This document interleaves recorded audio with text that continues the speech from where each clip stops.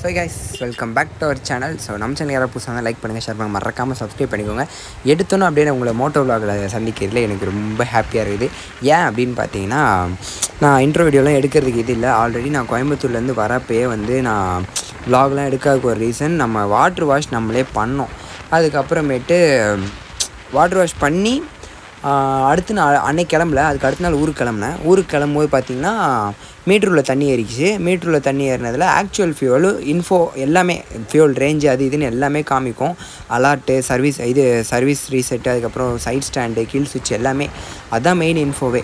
அதில் கரெக்டாக தண்ணி ஏறிக்குச்சு, காமிக்கவே இல்லை ஆக்சுவல் ஃபியூல் மட்டும். ஸோ நமக்கு பார்த்துட்டே இருந்துட்டு அது இல்லாமல் இருக்க விட முடியாது, அது கண்டிப்பாக வேணும். எவ்வளோ மைலேஜ் கொடுக்கும் ஆக்சுவல் ஃபியூல், எவ்வளோ அதெல்லாம் காமிக்கிறது, ஃபியூல் கன்சப்ஷன், அதுக்கப்புறமேட்டு ரேஞ்சு, இது எல்லாமே நமக்கு தெரியறதுக்கு அது கண்டிப்பாக நமக்கு தேவை.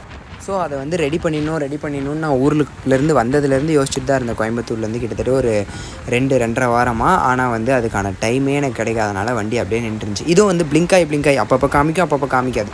சரி, ஏதாவது தண்ணி காஞ்சிச்சுன்னா காமிச்சிரும், ஷார்ட்லாம் ஆகிடாது அப்படின்னு ஒரு நம்பிக்கை வச்சேன். பார்த்தா இப்படி ஆயிடுச்சு. இது எதனால் தண்ணி உள்ளே போச்சுன்னா, நம்ம மீட்ரு கவர் மாற்றிருப்போம் லாஸ்ட் சர்வீஸில்.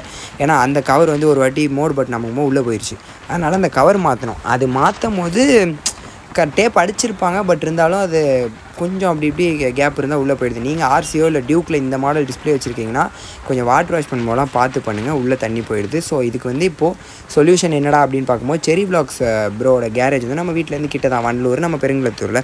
ஸோ போய் கேட்போம், ப்ரோ கிட்டே கேட்டு, அதாவது ப்ரோவோட ஷாப்பில் கேட்டு நம்ம மாற்றிக்கலாம் அப்படின்னு சொல்லி போயிட்டுருக்கோம். நான் ஷாப் கிட்டே போயிட்டு கண்டினியூ பண்ணுறேன். மாற்ற முடியுதா, அதாவது அந்த மீட்ரு ரெடி பண்ண முடியுதா என்னென்னா அங்கே போய் பார்ப்போம் கைஸ். சரி கைஸ், அப்படியே போய் யூட்டன் போட்டு வந்தாச்சு. அதுக்கப்புறம் ஒரு லெஃப்ட்டில் போனோன்னா தான் ப்ரோவோட கேரேஜ் இருக்குது. ஸோ ரெடி பண்ணி கொடுத்துட்டாங்க அப்படின்னா பரவாயில்ல. ஸோ நம்பிக்கையாக வந்திருக்கேன். ஏன்னா ஈஸி டியூனிங் அப்படி இப்படின்னு எல்லா ஒர்க்கும் பண்ணுறாங்க. ஸோ மீட்டர் அவங்க கழட்டியாவது பார்த்து என்னென்னு பார்த்து கொடுத்தாங்கன்னா ஹாப்பியாக ஃபீல் பண்ணுவேன்ற ஒரே ரீசனுக்காக தான் இங்கே வந்தேன். அதுவும் ஃப்ரெண்டு தான் கண்டிப்பாக பண்ணி கொடுப்பாங்க, போகலாம் அப்படின்னா. சரி ஓகே அப்படின்னு கிளம்பி வந்திருக்கேன். சரி, நான் அங்கே போயிட்டு என்ன ஏதுன்னு கேட்டு உங்களுக்கு சொல்கிறேன். செரி விலாக்ஸ் கிட்ட தான் வெயிட் பண்ணிகிட்ருக்கோம். கிட்டத்தட்ட இன்னும் ஒரு 1 hour ஆகும், அதுக்கப்புறம் செக் பண்ணி சொல்கிறேன் அப்படின்னு இருக்காங்க. அந்த சிப்பு க்ளீன் பண்ணி போடுவாங்களாம், அது எரிஞ்சு காமிக்க ஆரம்பிச்சிச்சுன்னா ஓகே, அப்படி இல்லைனா மவுண்ட் ரோட் தான் போகணும் அப்படின்றாங்க. அதிலே காமிக்க ஆரம்பிக்கணும் அப்படின்னு வேண்டி நின்றுருக்கிறேன். கிட்டத்தட்ட ஒரு 1 hour வெயிட் பண்ண வேண்டியது இருக்கும்னு நினைக்கிறேன். வெயிட் பண்ணிட்டு பார்த்துட்டே போயிடலாம். கிளம்பி வந்தாச்சு வெயில்ல, ஸோ பார்த்துட்டு போயிடலாம். நான் வண்டி அப்படியே திருப்பி காமிக்கிறேன். எப்போ கழட்டுறாங்களோ கழட்டும் போது நான் அப்படியே கொஞ்சம் கொஞ்சமாக வீடியோ எடுத்து உங்களுக்கு என்ன ஏதுன்னு ப்ராப்ளம் முடிஞ்சாலும் சொல்கிறேன். வண்டி தான் எடுத்துகிட்டு போகிறாங்க. உள்ள பேட்ரி கழட்டி மாட்டினா தெரியுன்றாரு. என்ன ஏது பண்ணுறாரோ பண்ணிட்டு காமிக்க ஆரம்பிச்சதுனாலோ இல்லை காமிக்கிறதுக்கு ஏதாவது கழட்டுற வேலைகள் நடந்துச்சுன்னா நான் அப்போ வ்ளாக் பண்ணுறேன் கைஸ். நானும் அப்படியே உள்ளே போகிறேன். ஹெல்மெட்லாம் இங்கே எடுத்துகிட்டு உள்ளே போக வேண்டியதான். உள்ளே போனால் நம்ம வண்டி இங்கே நிற்கிதா, உள்ள சூப்பர் பைக்ஸ்லாம் நிற்கிது. அப்படியே கேரேஜே காமிக்கிறேன். நம்ம கோயம்புத்தூரில் சர்வீஸ் பண்ணியிருப்போம். அங்கே பண்ணப்போ எப்படி ஒரு மாதிரி நீட்டாக ஒரு இதுக்கும் தனியாக இது வச்சுருந்தாங்களோ, தனி செட்டு மாதிரி வச்சு அதுக்கேற்ற மாதிரி அந்தந்த இதில் ஆட்கள் வேலை செஞ்சுட்டு இருந்தாங்க. நீட்டாக இருந்துச்சோ அந்த மாதிரி நீட்டாக தான் வச்சுருக்காங்க கேரேஜ். ஸோ இங்கே தான் எல்லா சூப்பர் பைக்ஸும் நிற்கிது. இன்றைக்கி இங்கே வந்தது பயங்கர ஹாப்பியாக இருக்குது எனக்கு, பைக்ஸ் பார்க்குறதுக்கே. ஒன்று ஒன்றா அப்படியே பார்த்துருவோமா. ஃபஸ்ட்டு டேட்டோனா 675, அதுக்கப்புறம் RX Z ஒன்று நிற்கிது, அதுக்கப்புறம் ஹயபுசா 1000 10R இது பழைய 10R, பழைய 10R தானே. பழைய 10R. இந்த வண்டி எனக்கு இப்போத்த ZX 10Rோட இந்த வண்டி மேலே பயங்கர கிரேஸு, ரொம்ப பிடிக்கும். முன்னாடி நீங்கள் இந்த லுக்குக்காக தான் ரீல்ஸில் இப்பயும் பார்க்குறேன். இந்த வண்டி பார்த்தா மட்டும் கண்டிப்பாக லைக் போட்டுருவோம், அவ்வளோ பிடிக்கும் அந்த வண்டி. அதுக்கப்புறம் நம்ம அதே டேட்டோனா 675, இதெல்லாம் எல்லாமே ப்ராப்ளம்னு சரி பண்ண தான் வந்திருக்குன்னு நினைக்கிறேன். அதுக்கப்புறம் நம்ம RC8 வண்டி நீட்டாக இருக்குது, வித்தவுட் ABS, KBS எந்த எலக்ட்ரானிக்ஸும் கிடையாது இந்த வண்டியில். நம்ம வண்டியில் இருக்க எலக்ட்ரானிக்ஸ் கூட இதில் இல்லை.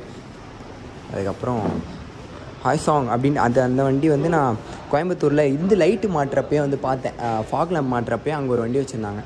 அது என்ன மாடல்னா எதுன்னு அதுக்கப்புறமும் தேடி பார்க்கல. நான் தேடி பார்த்துட்டு அதை சொல்கிறேன். உங்களுக்கு யாராவது தெரிஞ்சால் கீழே கமெண்ட் பண்ணுங்கள். அதுக்கப்புறம் அங்கே ஒரு வண்டி பிரித்து வச்சுருக்காங்க, அதுவும் சேம் ஹைசாங்கில் தான். அது என்ன ஏதுன்னு நான் பார்த்துட்டு சொல்கிறேன். ஏஜ் ஹெல்மெட் ஒன்று மாட்டி வச்சுருக்காங்க. அங்கே ப்ரோவோட ஃபோட்டோ இதெல்லாம் இருக்குது. அவர் வருவாரா ப்ரோ? அந்த அண்ணா காமிக்கலான்னு பார்த்தேன். ஸ்டேஜ் 2 டியூன் தானே வீடியோலாம் பார்த்தேன் நான். எல்சிஎம் போட்டுது. ஓ RC8 LC8 இன்ஜின். ஸோ ஒரு மாதிரி சந்தோஷமாக இருக்குது எனக்கு. ஸோ நானும் ஒரு 2 ஸ்னாப்புக்கு போட்டு அப்படியே இது பண்ணிட்டு தான் நான் வண்டி ரெடி பண்ணுற இடத்துக்கு போயிடுறேன்.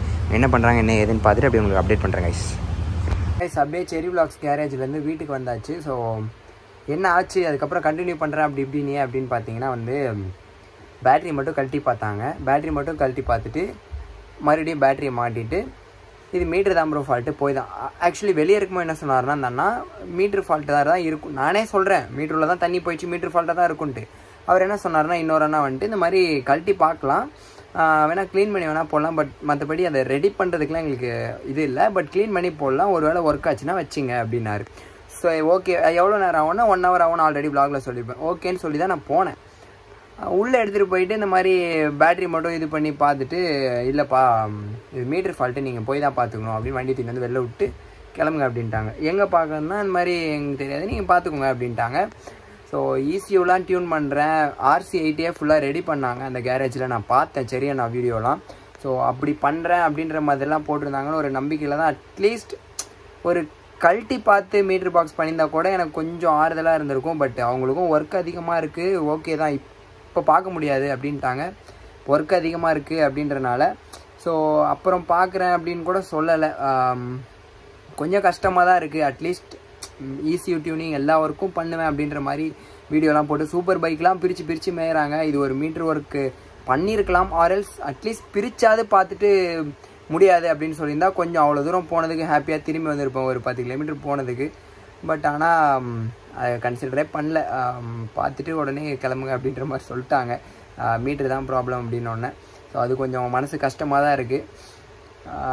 நம்ம ஃப்யூச்சரில் இந்த மாதிரி கேரேஜ் ஒரு இதெல்லாம் நம்ம ஆரம்பிக்கும் போது கண்டிப்பாக யாரையுமே வரவங்களை இப்படி திருப்பி அனுப்பக்கூடாது அப்படின்றதுல ஒன்றில் நான் கிளியராக இருக்கேன். அட்லீஸ்ட் நம்மளால் முடிஞ்ச ஏதோ ஒரு ஒர்க்கை பண்ணணும், இல்லை அதுக்கு எந்த இடத்துல சரியாக பண்ணுவாங்களோ அந்த இடத்தையாவது சொல்லிவிடணும் அப்படின்ற அளவுக்கு நான் அவங்க மேலே தப்பு சொல்ல முடியாது. அவங்களுக்கு ஒர்க் இருக்குது, சரி ஓகே ஃபைன். பட் ஆனால் நம்ம ஃப்யூச்சரில் கேரேஜ் ஆரம்பித்தாலோ இந்த மாதிரி என்ன ஒர்க்ஸ் ஆட்டோமொபைல் ரிலேட்டடாக தான் பண்ண போகிறோம். ஸோ என்ன பண்ணாலும் சரி, காருக்காக இருக்கட்டும் பைக்காக இருக்கட்டும், நான் அப்போவே சொல்லியிருப்பேன் அந்த கோயம்புத்தூரில் ஒரு சர்வீஸ் சென்டரில் இது பண்ணிக்கிட்டு அந்த மாதிரி சர்வீஸ் பயங்கரமாக பண்ணுற மாதிரியான ஒரு இடமா நம்ம ஸ்டார்ட் பண்ணலாம். ஸோ எல்லாருக்கிட்டையும் அதை எதிர்பார்க்க முடியாது. இங்கே சரியான கேரேஜில் எனக்கு அது டிசப்பாயின்மெண்ட் தான். பட் அவங்களையும் தப்பு சொல்ல முடியாது கைஸ். ஸோ அதுக்கப்புறம் வீட்டுக்கு வந்துட்டு வேறு ஒரு 4-5 இடம் கால் பண்ணேன். ஒருத்தர் மீட்டரே மாற்றிடணும்ப்பா, அதெல்லாம் ரெடி பண்ணுறதுக்குலாம் வழியே இல்லை, அவரால் முடியலன்னு சொல்ல மீட்டரே மாற்றிடணும்னு அவரே சொல்லிட்டாரு.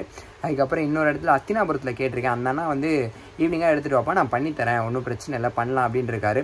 ஸோ ஹோப்ஃபுல்லி கண்டிப்பாக ரெடி பண்ணிடுவேன்னு ஒரு நம்பிக்கை. ஏன்னா மீட்ரு மாற்றினா மறுபடியும் கிலோமீட்டர் 0 எல்லாமே இதுவாக இருக்கும். அதனால் அந்த அண்ணா கிட்டே போய் கேட்டு ஈவினிங் மாற்றிடலாம். நான் வந்து ஈவினிங்காக ஒரு 5-6 மணிக்கு போவேன். போயிட்டு அந்த ஷாப்லேருந்து உங்களுக்கு வீடியோ கண்டினியூ பண்ணுறேன். ரெடி பண்ண முடியுதா என்ன ஏதுன்றதை நம்ம பார்த்துருவோம். இப்போதைக்கு கட் பண்ணிக்கிறேன். சப்ஸ்கிரைப் பண்ணிட்டு பாருங்கள், லைக் பண்ணுங்கள், ஷேர் பண்ணுங்கள்.